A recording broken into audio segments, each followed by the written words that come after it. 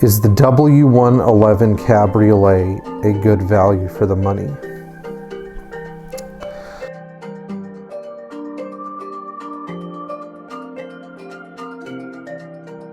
I've been turning over some topics recently in my mind about what cars are great value for the money and which ones aren't. And so there's been a subtle but very pronounced rise in prices for 113 SLs, which we talked about in a previous video, but also for the W111 coupes and of course the W112. So in the W111 family, you have the 220 SE, 250 SE, and 280 SE, and of course the 280 SE 3.5, and these are all they were all offered as coupes and cabriolets.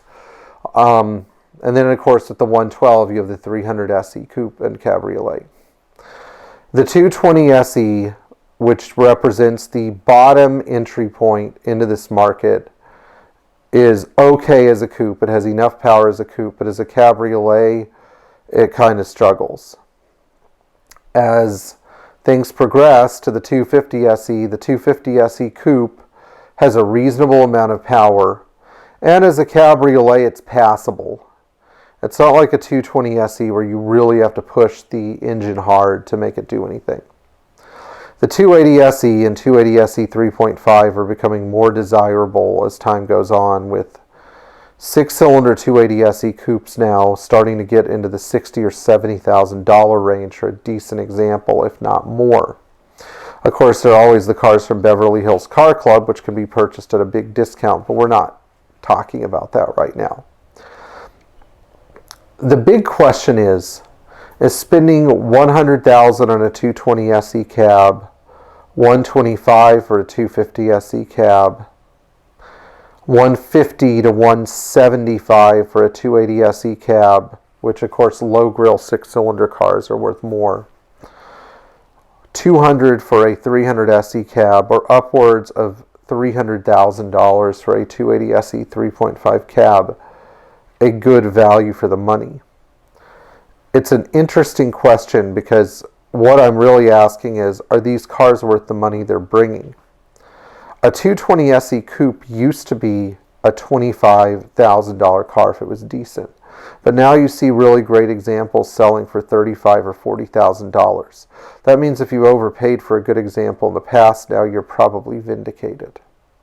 On the other hand, 250 SE and 280 SE coupes are starting to see numbers in the $50,000 to $60,000 range, and the 280 SE coupes are starting to see numbers that are well into the $75,000 or $80,000 range. 280 SE 3.5 coupes seem to be $95,000 or more, unless you have a stripped specification, no AC, wind-up windows, European model that's had a questionable restoration in the past. These 111 coupes used to offer a lot of bang for the buck, both in terms of panache and in terms of intrinsic value, because they were extremely well-made cars. But now it seems like the market for these cars has reached a point of no return, where we're never going to see a decent 250 SE for $25,000 to $30,000 again.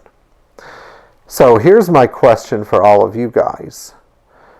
Do you think that the market for these older Mercedes 111 and 112 series cars is at a point now where it's a little bit higher, hyperinflated than it should be?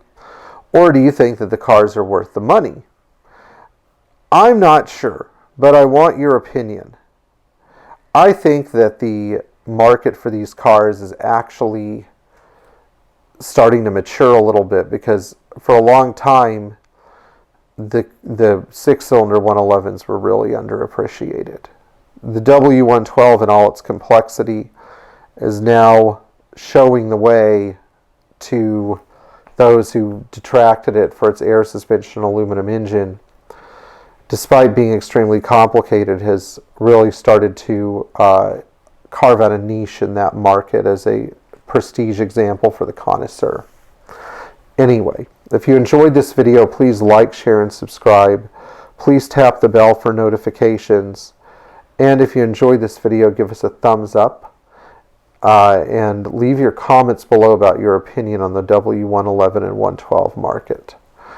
Also, as a piece of bonus information, I would like to know which car we should do a classics video on next, because we have one coming up on the 15th, and I'm going to surprise Thomas with a car. Anyway, we'll see.